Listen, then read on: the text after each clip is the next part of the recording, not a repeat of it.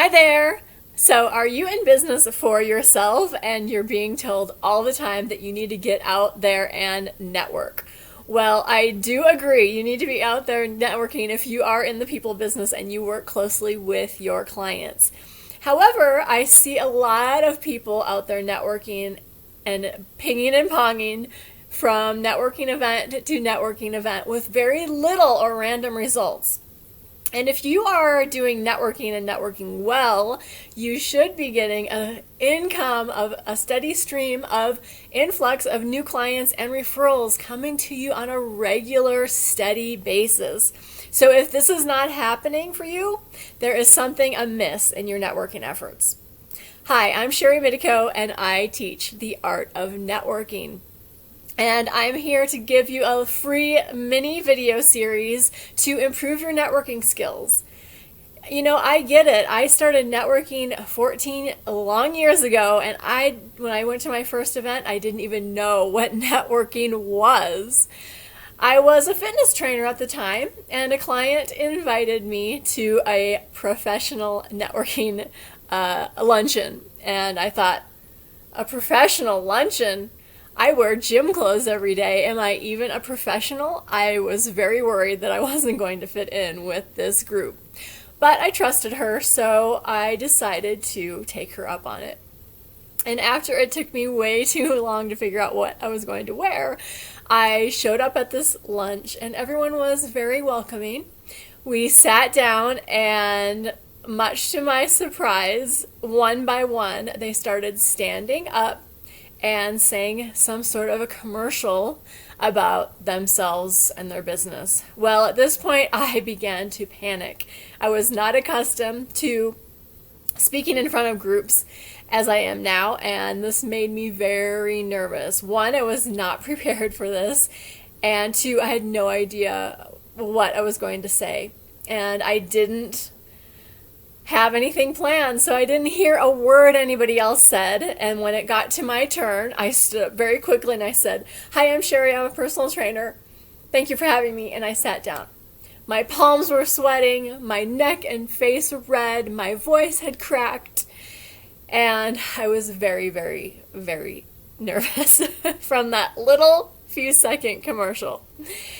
Well, much to my surprise, they invited me back the following week. And even more to my surprise, I accepted and I continued to show up at that group knowing that I would have to say another commercial week after week after week. But I figured it couldn't get any worse, and I really liked the people within that group. And I had a lot of success with that group. And that group was very good for my business, and it was very good for my personal development. And what you may not know about me is I am a natural observer. So I could see at events during my own networking and as well as other people in the room when things were going well in a networking conversation and when things were going awry. So over the years, I put together a networking program, also authored a book on the art of networking, which is getting into bed with the right people in business. I use this as a tongue-in-cheek title because networking is a lot like dating, and it's very important to develop those relationships first before you dive into a business sale or try to make the sale, unlike you would. Not very much like you would if you were dating somebody and trying to get into bed with them. So today I want to share with you in our first video of our free video series on developing your networking skills. I want to take some time today and talk about the 3 keys to becoming a more effective networker and stop wasting valuable time. Because if you are out doing a lot of networking and you're not gaining that steady stream of clients coming in your door, then you are definitely wasting some time and not doing some things effectively. So, key number 1 is making sure you're going to the right kinds of events for you, your personality, and your business. This is very, very important because if you aren't enjoying the networking events or events in general. They don't have to be official networking events for you to gain business. They could be any place where you can meet people. So if you aren't meeting people at the right places that make sense for your personality, whether or not you're an introvert or an extrovert, and what places you energetically resonate with, enjoy, then it makes sense for you to be there or having a good time at. And your business goals. So are you seeking out clients or are you seeking out referral partners? And are you going to find either of them at these places where you are spending your time meeting people?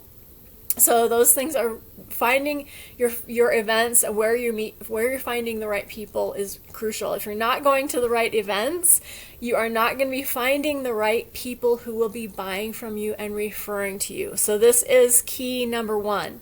It is crucial. And I want to tell a little story about this. One of my friends, she caters to women. And one of the events she was attending was free, so she thought it would be worth her while. Well, nothing's free, right? You still spend a lot of time at these events. And the event she was going to every week it was 95% men. But she thought, well, they all know women and, they are married and they can refer me to people. Well, that just wasn't happening, because the moment she was talking about that she has programs for women, the guys would kind of glaze over, so they would stop listening to her. So she realized this particular event was not good for her because she wasn't directly in contact with good referral partners and her potential clients. So remember, don't waste time at attending the wrong events. Even if they're free, it does not, your time is not free. Your time is valuable. So you do not want to be wasting time at a free event just because it's free. You want to be getting something out of it. So that brings me to key number 2, which is balancing meeting new people versus spending time nurturing your current relationships. So here's the deal. If you are only out there meeting new people and not staying connected with your current relationships, you will be missing the boat. Because at any given time, only 3% of your potential clients or referral partners are going to be ready when you meet them to not only buy from you, but they've already started looking for what you offer.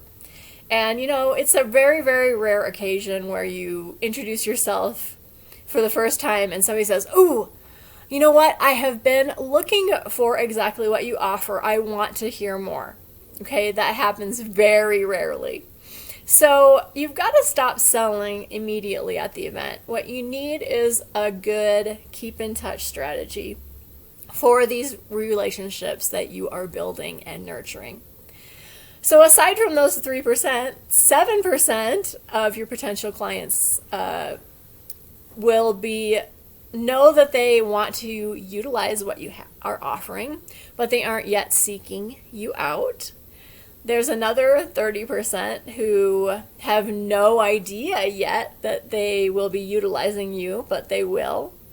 There's another 30% that know that they will be utilizing you, but what you offered it may or may not be you, but what you offer.